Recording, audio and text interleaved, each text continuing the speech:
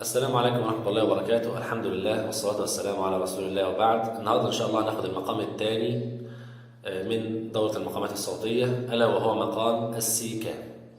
مبدئيا لو حد قال السيكا وحد قال الهزام مفيش اختلاف كبير، يعني طبعا هو في اختلاف، لكن احنا بنقول سيكا علشان ده المشهور، يعني مقام السيكا ده المشهور عند أغلب الناس وأغلب العامة من الناس.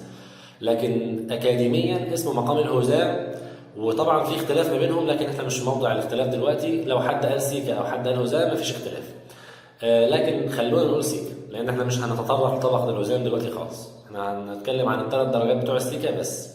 وزي ما قلنا قبل كده احنا بنتكلم عن المفتاح، والمفتاح بيكونوا 3 درجات ورا بعض، بنحفظهم على البسمله، بنركبهم على البسمله، و يعني هتحفظه هيظبط لك المقام ان شاء الله في اللي جاي. ده كده مقام السيكا بس.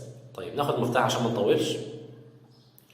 مقام السيكا مقام ما قلناش بس معلومة عنه، مقام هادي جدا ومقام فيه مزاج عالي قوي. يعني القارئ اللي بيقرأ مقام السيكا انت تحس ان هو عايش كده مع، بيتمايل معاها كده، بخلاف مثلا مقام الرسل اللي خدناها، لا مقام قوي وصارم، لا ده كده حاجة ايه يعني دماغ كده. ودايما تجد ان غصب عنك كنت بتسمع مقام السيكا تحس ان الدماغ بيهتز معاه، وان كنت وكانك بتسمع اغنيه. لان النغم بتاع مقام السيكا رغم ان هو ما فيهوش طلعات جامده ولا فيه اي مبالغات، لكن النغم بتاعه نغم فيه شجن عالي جدا. مفتاح مقام السيكا: بسم الله الرحمن الرحيم، بسم الله الرحمن الرحيم، بسم الله الرحمن الرحيم، الحمد لله رب العالمين، الرحمن الرحيم، مالك يوم الدين، إياك نعبد وإياك نستعين، اهدنا الصراط المستقيم، صراط الذين أنعمت عليهم غير المغضوب عليهم ولا الضالين.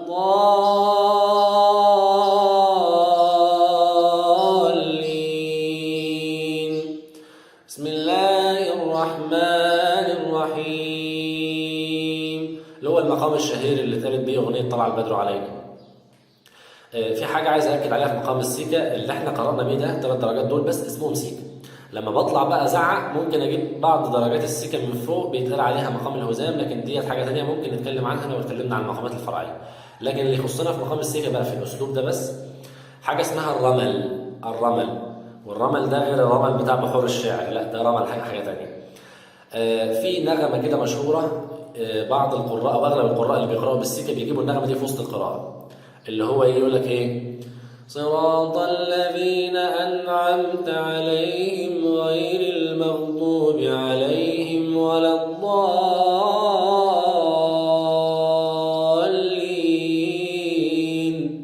العروبات اللي قطعوا بعضها دي اسمها رمل السيكا.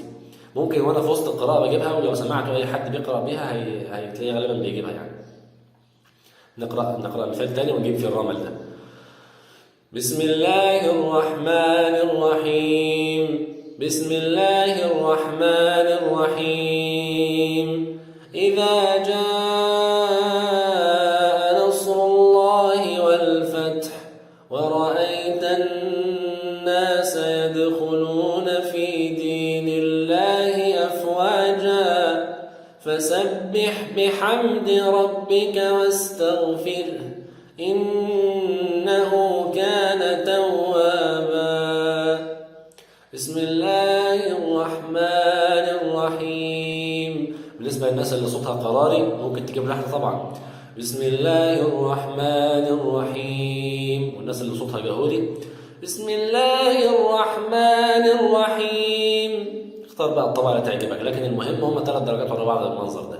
بسم الله الرحمن الرحيم. بس كده ان شاء الله خلص معنا الفيديو ده. ونفس الكلام لو في حد عاوز يسجل مقطع يبعته لنا على رسائل الصفحة نتابعه ونقول له لو في اي تعديلات.